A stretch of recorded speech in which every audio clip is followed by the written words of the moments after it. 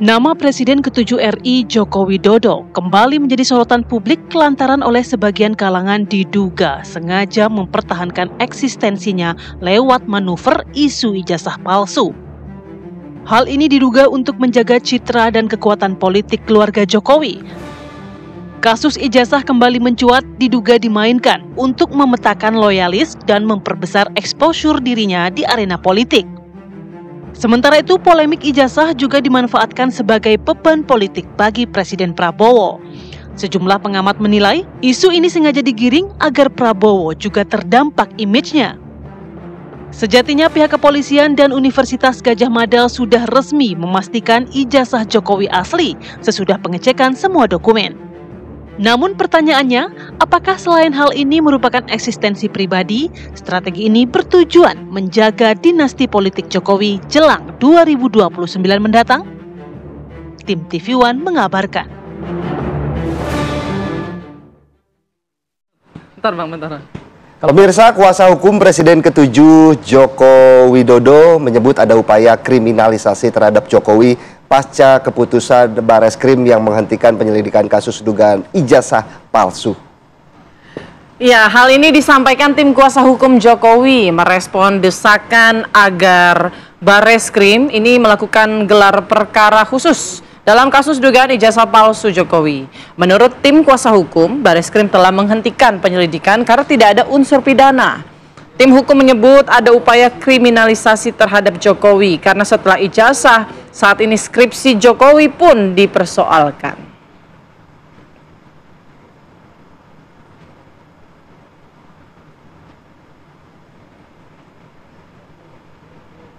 Kalau mereka mengatakan gelar khusus harusnya dimintakan sebelumnya. Ini sekarang dari pihak Bareskrim sudah melakukan investigasi penyelidikan yang begitu luas, yang sangat komprehensif, yang seharusnya mereka senang ketika seorang pelapor melapor sesuatu diperiksa sangat komprehensif, ternyata tidak ditemukan tindak pidana. Nah, permasalahannya sekarang mereka mengatakan bahwa kok dihentikan, Pak? Ini tidak boleh dihentikan di penyelidikan, harusnya dilanjuti ke tingkat penyidikan. Inilah yang menurut kami adalah upaya-upaya kriminalisasi terhadap Pak Jokowi. Bayangkan saja, Mbak, suatu hal yang bukan merupakan tindak pidana mau mencoba dipaksakan untuk naik ke penyidikan sehingga seakan-akan itu adalah tindak pidana. Nah, ini seakan-akan ada pihak yang lagi mau menyatakan ini harus ditingkatkan. Kalau tidak ditingkatkan, kami tidak puas. Nah, inilah yang sangat menyesatkan dan menyedihkan bagi kami. Sehingga kami juga meminta pihak-pihak yang masih mencoba untuk melakukan hal ini, mengkriminalisasi klien kami untuk menghentikan hal tersebut. Ijazah Pak Jokowi palsu, tapi laporan itu sudah dihentikan. Dan kelihatannya mereka sudah mentok, karena memang tidak ada lagi yang perlu tutupi, memang asli ijazahnya. Sekarang mereka mencoba membangun narasi, bahwa skripsinya katanya palsu. Kemudian KKN-nya tidak benar, katanya lokasinya sudah dicek, dan lain-lain. Perlu kami sampaikan bahwa pihak Bareskrim sudah menyelidiki sampai ke skripsi dan sampai ke KKN juga, ke pihak kampus juga. Artinya semua hal-hal yang mereka coba dalilkan, coba narasikan, itu sudah diperiksa dan sudah diselesaikan. Sehingga seharusnya tidak ada lagi narasi mengenai skripsi, mengenai KKN, mengenai dosen pembimbing. Itu semua sudah diverifikasi dan sudah dikonfirmasi oleh pihak Bareskrim ke pihak-pihak yang terkait dan berwenang.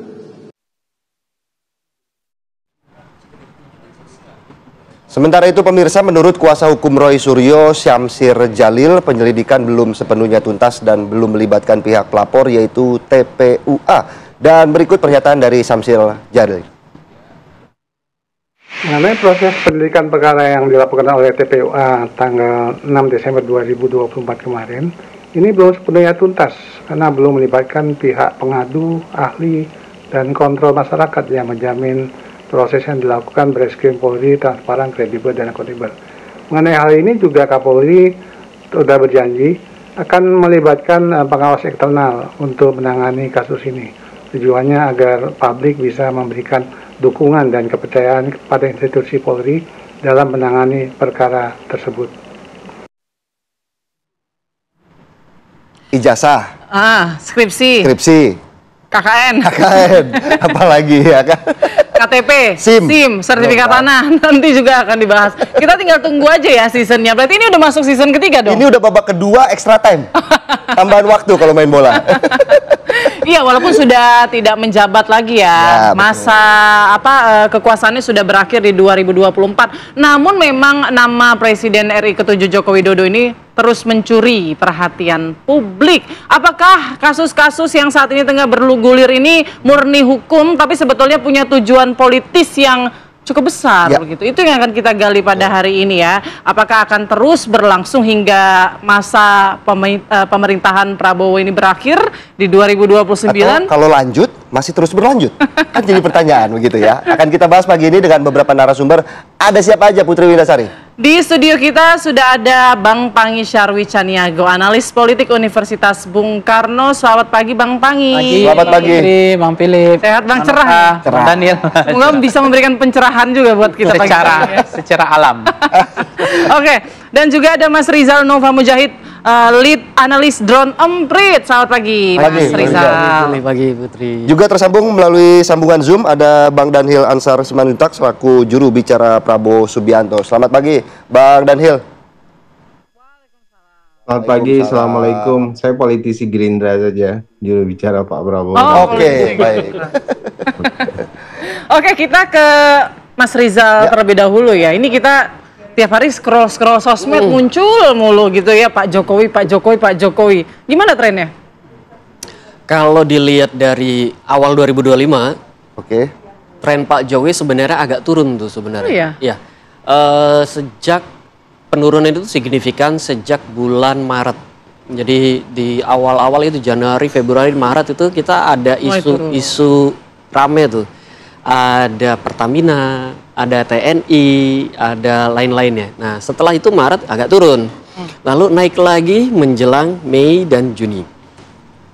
Momentumnya kapan? Momentum kenaikannya itu kalau dilihat Mei ya. Mei dan Juni. Kira-kira pada tanggal 5 Mei, lalu setelahnya terus-terusan naik. Dan itu didorong oleh kasus ijazah. Pada Mei ini yang paling tinggi kasusnya ijazah. Jadi kalau kita ranking dari awal Januari, misalkan, itu akan kelihatan kalau yang pertama memang paling tinggi menjadi perhatian publik itu karena memang sejak awal tahun juga itu sudah ijazah. Lalu adalah hubungan Pak Jokowi dengan PDIP yang panas dingin. Lalu kemudian naik terus panas. Kayaknya agak panas terus deh Bang Pangi ini. Kita bisa lihat ya, saksikan bersama-sama dari kaca. Mungkin Bang Rizal bisa juga dijelaskan ini volume dan interaksi media sosial seperti apa, kemudian tren pembahasannya seperti apa? Ya, kalau volumenya memang untuk kelas tokoh politik 907 ya, hampir 1 juta mention itu memang cukup tinggi dalam waktu hampir 6 bulan. Yang menarik justru interaksinya itu mencapai lebih dari 57 miliar, hampir 58 miliar. Artinya dari sekitar hampir 1 juta post itu orang nge-retweet, orang nge-like dan orang nge-share itu sangat tinggi kayak gitu. Ya, itu menunjukkan betapa antusiasnya publik atas isu-isu yang terkait dengan Jokowi. Kayak gitu. Dan kalau dilihat trennya memang agak turun tuh ya pada bulan Maret. Bulan Mei. Maret. Nggak kelihatan ya? Lalu kalau isunya memang yang paling tinggi itu pertama ijazah, lalu kedua dari Januari itu hubungan dengan PDIP, sebab panas dingin. Lalu masalah dinasti politik. Dinasti politik ini nanti ada hubungannya dengan Gibran di akhir-akhir. Ada isu pemakzulan itu di bulan kemarin ya.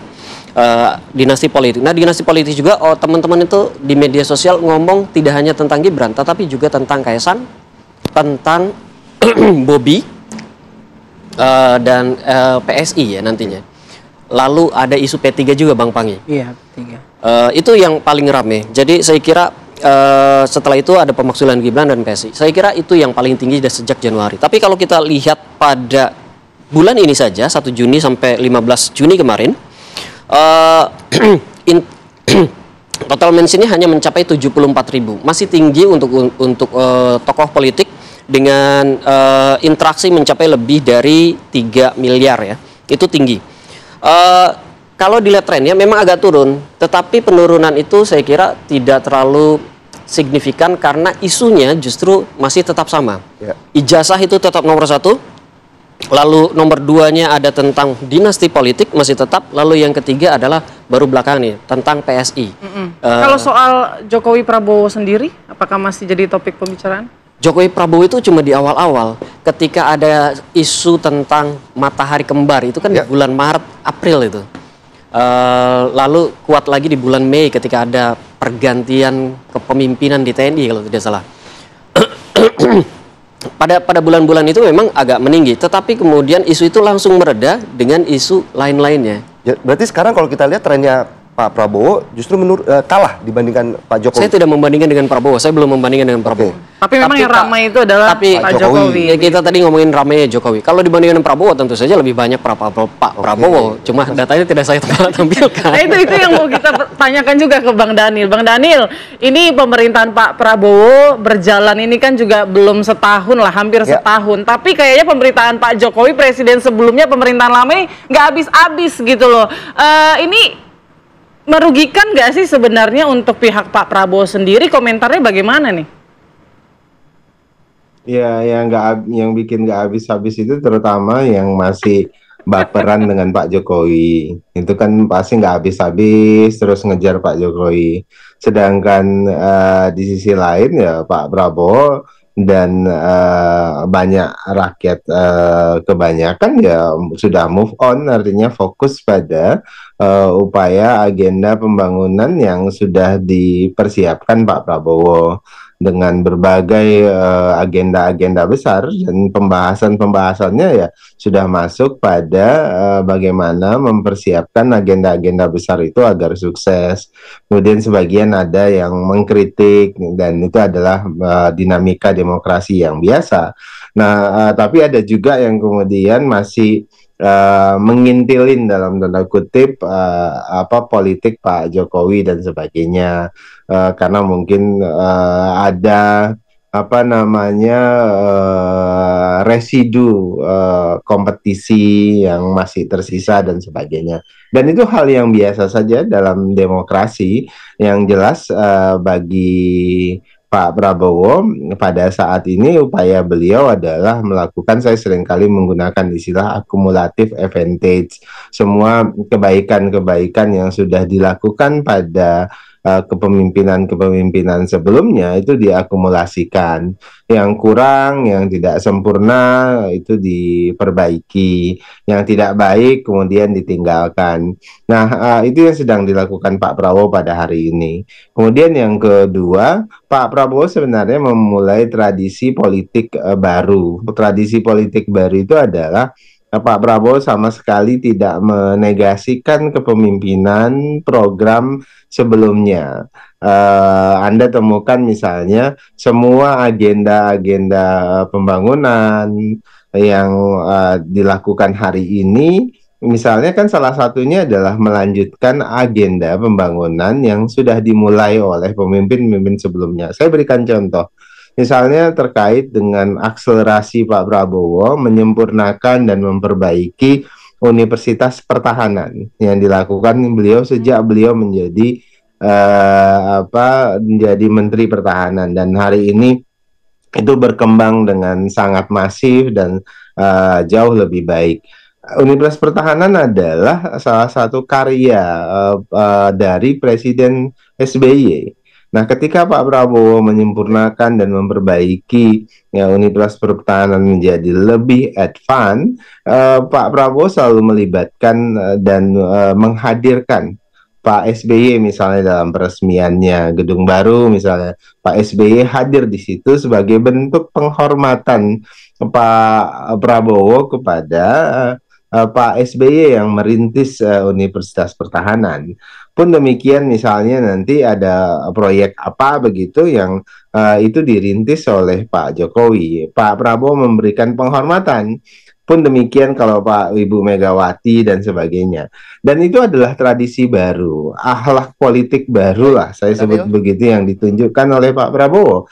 kan kita seringkali pemimpin-pemimpin sebelumnya kita melakukan cancel culture, artinya yang dari yang lama-lama kemudian dianggap semuanya tidak baik, kemudian dinegasikan. Dan itu tidak dilakukan oleh Pak Prabowo. Pak Prabowo memberikan pembelajaran politik yang sangat positif, dan itu legasi yang luar biasa bagi wajah politik kita dan wajah kebangsaan kita di masa yang akan datang, Pak.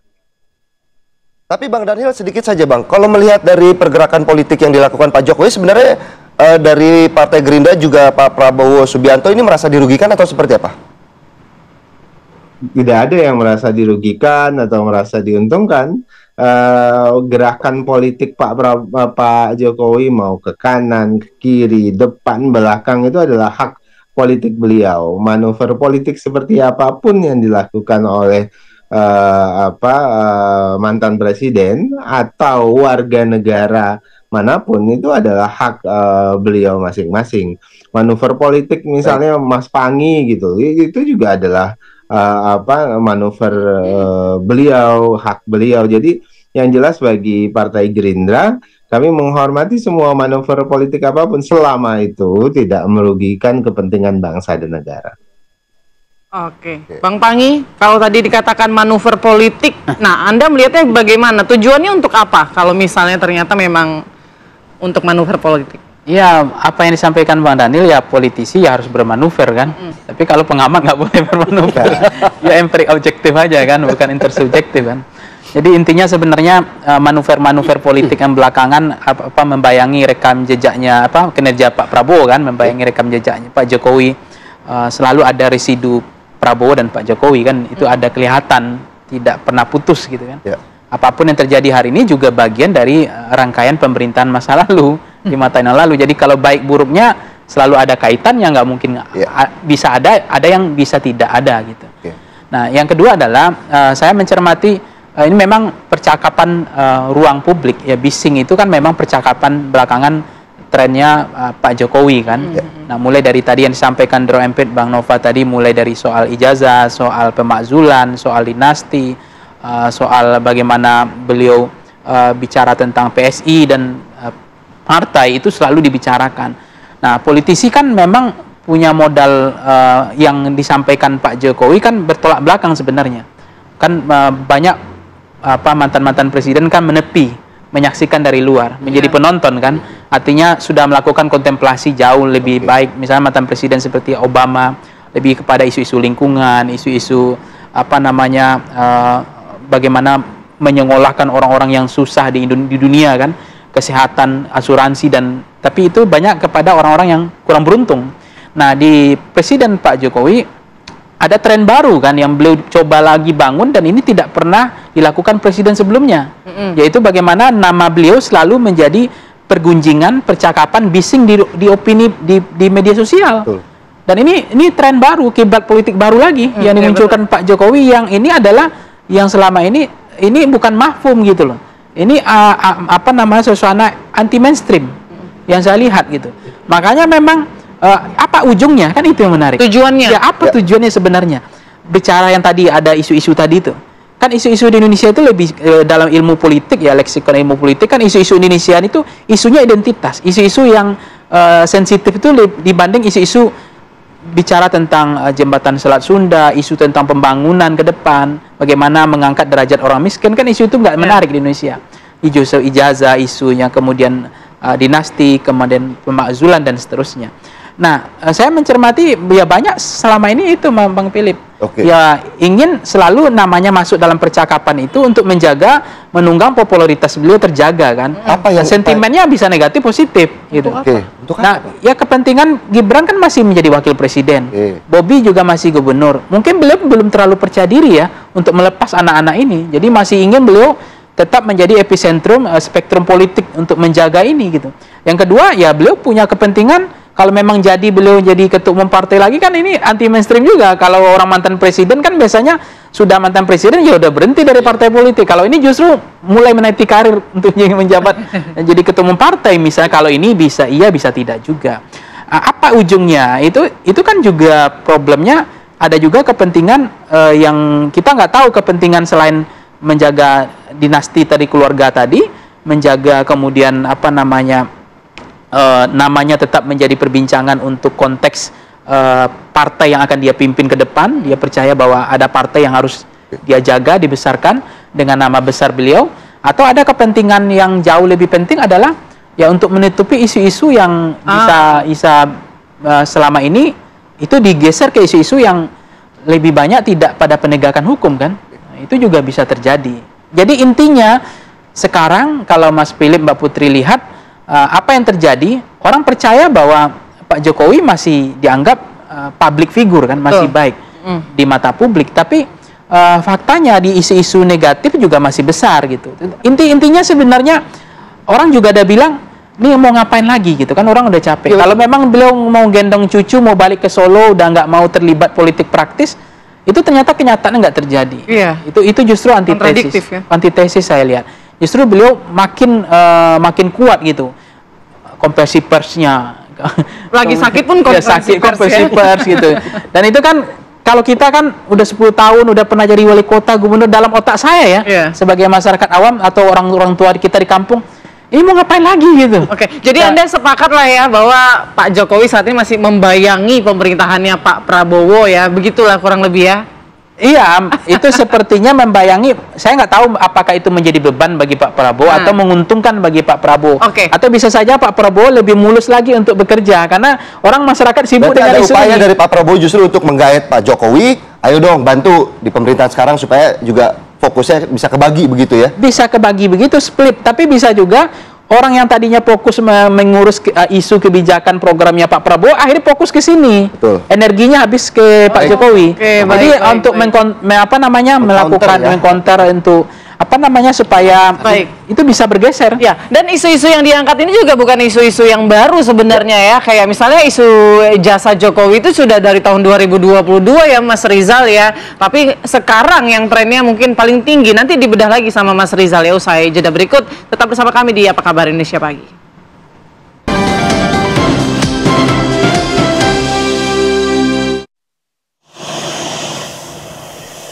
Pemirsa, Presiden Prabowo Subianto melakukan kunjungan kenegaraan ke Singapura dan disambut langsung oleh Perdana Menteri Singapura Lawrence Wong.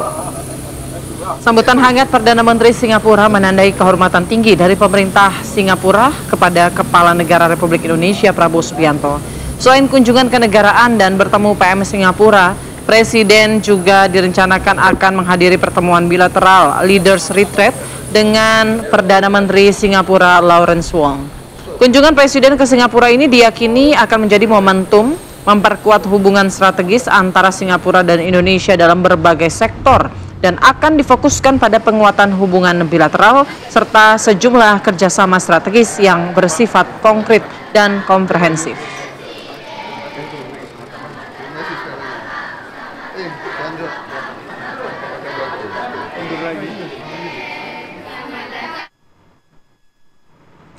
Ya, saya lanjutkan ya perbincangan kita ini soal Pak Jokowi yang masih membayangi pemerintahannya Pak Prabowo ya, termasuk di sosial media memang sering sekali algoritmanya muncul begitu. Mas Rizal, isu soal ijazah ini bukan isu baru sebetulnya, dari 2022 atau bahkan sebelumnya masih menjabat. Ini masih juga Anda gini menganalisanya, apakah memang isu ini itu memang lebih menarik perhatian kah, atau sebetulnya kan banyak isu-isu lain yang mungkin ingin yang bisa dimunculkan begitu untuk mencari perhatian tadi? Pertama, yang mengangkat isu ini memang punya nama yang sudah cukup terkenal ya. Ada Pak RS kalau nggak salah. Ya. Kalau di Barreskrim sebutnya harus RS. Sosok kontroversial. Sosok kontroversial gitu kan. Pertama itu. Yang kedua, cara mereka menyampaikan narasi narasi menyampaikan ijazah Jokowi itu diragukan keasliannya, skripsinya juga diragukan dan seterusnya, itu dibarengi dengan bukti-bukti yang kayaknya kok memang iya kayak gitu. Jadi publik itu kan gampang sekali terdistraksi dengan isu-isu yang sifatnya kontroversial atau sifatnya bombastis gitu ya. Kayak keartisan misalnya kayak gitu. Nah, pada pada isu ijazah ini, dua-duanya tuh masuk. Bombastis dan kontroversial. Bombastis karena magnitudenya adalah Pak Presiden. Kontroversial karena yang dipermasalahkan justru hal yang paling mendasar ketika dia gampangnya melamar kerja gitu. Orang melamar kerja pakai ijazahnya bohong. Nah, hal-hal seperti itu. Jadi kenapa bisa rame? Selain itu tadi masih relevan ininya. Juga karena bombastisnya itu ya. Saya kira dua itu saja yang paling penting ya. Ada bantuan buzzer nggak sih untuk bikin viral seperti ini? Ya dong. Kita omongin buzzer ini saya ngelihatnya dari tiga sisi ya. Pertama penggunaan bot, yang kedua bagaimana cara mereka berinteraksi. Biasanya buzzer itu kan usia akunnya belum terlalu lama, lalu interaksinya tidak terlalu banyak. Lalu yang ketiga bagaimana mereka saling menguatkan satu narasi dengan narasi lainnya. Nah, kalau dilihat memang keterlibatan buzzer itu ada meskipun tidak terlalu signifikan. Penelitian kami kemarin sebelumnya itu keterlibatan buzzer atau akun bot dalam isu ijazah Jokowi itu mencapai 8 sampai 11%. Itu berbeda-beda tuh. Pada periode sekian sampai periode sekian beda-beda. Tapi kisarannya antara 8 sampai 11%. Dan kalau dilihat apa saja yang dilakukan oleh buzzer ini kebanyakan adalah amplifikasi. Kalau kebanyakan amplifikasi artinya tidak banyak narasi yang diproduksi, tidak banyak isu yang berubah. Hanya mengamplifikasi saja. Meskipun amplifikasinya kita hanya membatasi penelitiannya di media sosial ya. Kalau WA grup saya nggak tahu tuh seberapa banyak ya diamplifikasi di sana. Di Telegram kita nggak tahu tuh. Oke, 11%. Berarti 89 atau 90% ini lainnya kalangan seperti apa? Demografinya yang mengonsumsi ijazah Jokowi ini memang paling banyak kalau dari sisi dari sosial medianya paling banyak itu Twitter, Lama-Lama dan Facebook. Lalu setelah itu YouTube dan TikTok. Terakhir justru Instagram. Kalau dilihat siapa saja yang mengonsumsi isu-isu ini, usianya sekitar usia antara 29 sampai 40-an. Jadi udah usia lanjut ya. Bukan lanjut juga ya, usia agak-agak kalau di media sosial udah agak lanjut sih sebenarnya Bang. Setelah itu lebih banyak lebih banyak laki-laki, sekitar 46% itu laki-laki, yang sisanya perempuan. 46% laki-laki, ada yang tidak teridentifikasi kayak gitu. Lalu juga kalau dilihat sebarannya ini merata dari Aceh sampai Papua. Meskipun di beberapa titik memang lebih sedikit perbincangannya. Dan kalau kita bedah lagi di beberapa titik ini, apa saja isu-isu yang paling kuat? Di Aceh dengan di Papua, dengan di Sulawesi dan Kalimantan, itu ternyata isu yang kuatnya berbeda. Misalkan di Jawa, yang paling kuat itu selain tentang skripsi, juga tentang KKN-nya dan skripsinya. Kalau di Sumatera, sebagian besar itu selain skripsi, juga tentang hubungannya dengan politik, hubungannya dengan kenapa ini terus dipertahankan isu ini. Di tempat lain berbeda lagi. Jadi memang isu ini jadinya sangat luas ya pembahasannya. Tuh Philip, jadi nggak cuma ijazah yang perlu kamu cari sekarang, foto-foto waktu KKN. Hubungan politik tadi kan diamankan dari sekarang. Karena kan Philip ini mana tahu kan 10-20 tahun lagi nyalon gitu kan. Nyalon harus dipersiapkan. Kalau nyalon jangan nanggung DPR langsung sekalian. Baik, dan Ariel, mungkin ada tanggapannya langsung terkait ada perbedaan isu di setiap wilayah begitu ya.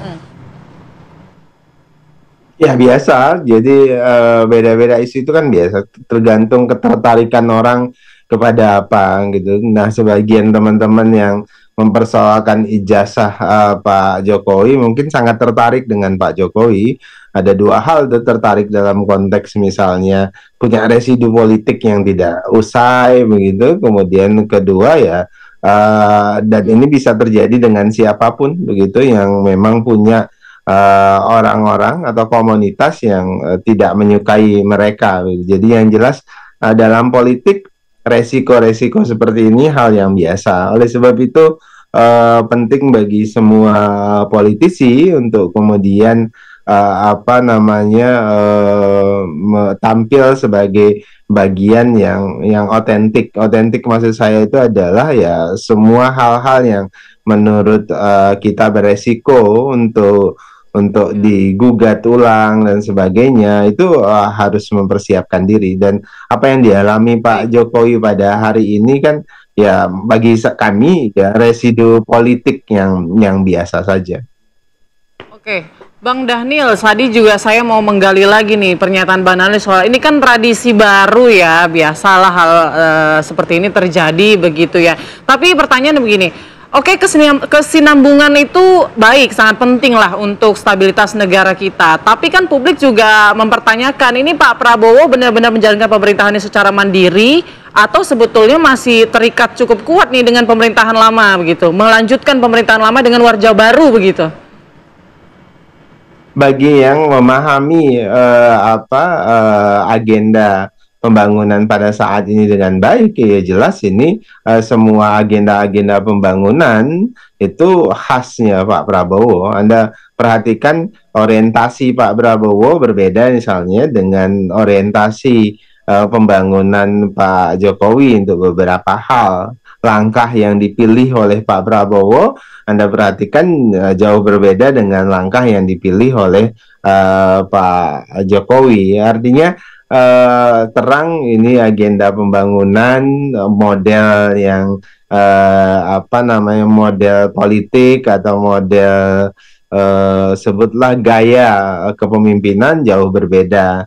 Nah, hanya saja yang membedakan yang membedakan juga adalah Pak Prabowo itu menempatkan para pemimpin-pemimpin sebelumnya pada porsi lebih. Porsi lebih itu adalah Pak Prabowo memberikan atensi kepada pemimpin-pemimpin sebelumnya. Karya-karya beliau itu ditempatkan sebagai salah satu masterpiece yang penting, penghormatan yang selayaknya. Kan selama ini tidak begitu. Anda selama ini misalnya tidak ada presiden yang kemudian dalam setiap agenda atau peresmian pada pembangunan proyek tertentu itu menghadirkan pemimpin-pemimpin sebelumnya. Misalnya tadi seperti saya contohkan terkait dengan Unhan, Universitas Pertahanan, maka beliau menghadirkan meminta supaya Pak SBY hadir. Misalnya terkait dengan tol tertentu itu beliau meminta supaya Pak Jokowi hadir. Terkait dengan proyek lainnya beliau meminta supaya Ibu Megawati yang diundang dan seterusnya. Dan itu adalah bentuk penghormatan yang harusnya memang dilakukan oleh pemimpin-pemimpin kita, dan Pak Prabowo sudah memulai langkah politik yang positif ini, dan mudah-mudahan akan diteruskan oleh presiden-presiden di masa yang akan datang gitu, menghadirkan pemimpin-pemimpin sebelumnya sebagai bentuk penghormatan. Oke, terima kasih Bang Dhanil. Saya langsung mau ke Bang Panggi. Jika kondisi ini berjalan terus-menerus begitu, siapa yang lebih diuntungkan? Atau justru ini adalah suatu simbiosis mutualisme antara Pak Jokowi dan Pak Prabowo? Ya, dari awal sebenarnya saham Pak Prabowo ini, saham Pak Jokowi ada pada Pak Prabowo. Nah, sebetulnya bisa selesai setelah Gibran sudah jadi wakil presiden, udah tutup buku kan gitu. Tapi kan kenapa? Itu persepsi publik. Tapi sebagian lain nggak bisa. Ini kan kesinambungan antara mantan presiden, itu perlu akselerasi kerjasama, hubungan baik. Apalagi mazhabnya Pak Prabowo nation, persatuan, merangkul kekuatan Indonesia itu adalah tidak boleh sering bertengkar, kan begitu. Semua elit politisi lem perekatnya adalah persatuan untuk Indonesia, untuk kemajuan Indonesia, kita harus bersatu, kan begitu. Tapi kan saya mengatakan, kok ini selalu menjadi beban gitu loh. Lama-lama ini kan orang ingin melihat bagaimana Pak Prabowo berdiri tegak sendiri kan. Mandiri. Ya, mandiri. Itu harus dilihat dengan kebijakan sikap beliau kan. Tapi ada juga sebagian, ya nggak masalah, yang penting kerjasama saja, yang penting untuk Indonesia. Yang kedua adalah, Mas Philip, kalau saya cermati, di Indonesia dalam pendekatan ilmu politik, itu kan tadi adalah intensitasnya, itu kan orientasi isunya, itu kan isu-isu identitas. Bukan isu-isu yang rasional choice, itu enggak. Makanya isu-isu yang menarik itu isu-isu yang seperti ijazah, isu pemakzulan, isu yang itu menjadi gurih bagi masyarakat gitu. Ketimbang isu penegakan hukum, misalnya undang-undang perampasan aset dan seterusnya. Yang kedua adalah isu orientasi kandidat. Itu bukan isu orientasi kapasitas, kompetensi kemampuan mengatasi masalah. Tapi kepada orang intensionalnya adalah isu-isu non kompetensi. Contoh, merakyat, sederhana, dekat.